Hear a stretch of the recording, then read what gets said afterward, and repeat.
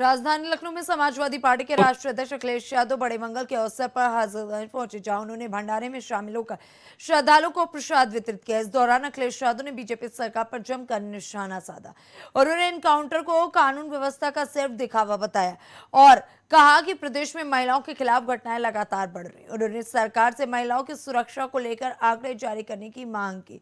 महंगाई और गिरते रुपए को लेकर भी उन्होंने केंद्र सरकार को घेरा। अखिलेश यादव ने कहा कि पेट्रोल डीजल के दाम आगे और बढ़ सकते हैं, जिससे आम जनता की परेशानी बढ़ेगी। उन्होंने तंज कसते हुए कहा कि रुपए इतनी तेजी से गिर रहा है कि आने वाले समय में उसे पाताल में ढूंढना पड़ेगा।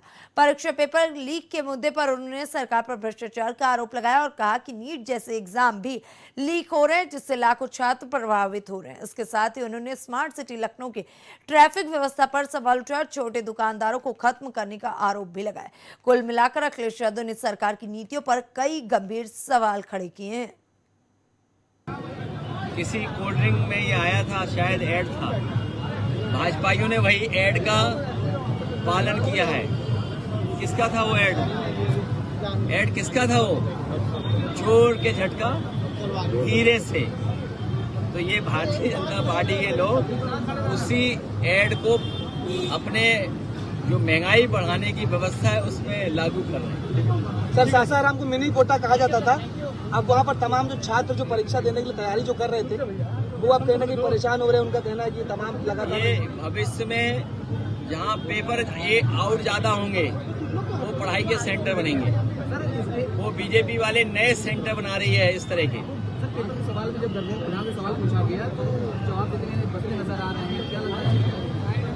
वो इसलिए बचते नजर आ रहे हैं, पूरी बीजेपी को पता है कि उसमें बीजेपी के लोग शामिल हैं। जब बीजेपी के लोग शामिल हैं तो कैसे नाम लेंगे? अभी सुनने में आया है बीएचयू में कोई क्वेश्चन पेपर आ गया है और उसका सवाल भी बड़ा टेढ़ा मेढ़ा है। बताओ, बीएचयू जैसी प्रतिष्ठित संस्थान जो हमारे पूजनीय सम्मानीय शिक्षाविद मदन मोहन मालवीय जी ने बनाई, उस संस्थापक के उस संस्था में बताओ हमारे कैसे सवाल पूछे जा रहे हैं। ये भारतीय जनता पार्टी की सोची समझी रणनीति है कि किसी को बदनाम करो और फिर उससे सवाल पूछवाओ। समाज में बदनाम भी बीजेपी कराती है और फिर नाम सवाल भी हम ही पूछे जाते हैं, हमसे पूछा जाता है। परीक्षाएं उसमें देखा गया, इधर परीक्षाओं ब्राह्मणों को लेकर के ही सवाल है। ये जो सवाल की जिक्र आप कर रहे हैं, ये हमारे मुख्यमंत्री जी जानबूझ के करवा रहे हैं, जिससे कि आप लोग दूसरों पे गुस्सा निकालो, उन पे न गुस्सा निकालो। बीएचयू में अगर हुआ है या फिल्म बनी या और कई घटना हुई तो ये सरकार की जिम्मेदारी है, मुख्यमंत्री की जिम्मेदारी है कि आखिर मुख्यमंत्री क्या कर रहे हैं। कहीं ऐसा तो नहीं ग्रीन कॉरिडोर बना रहे हैं।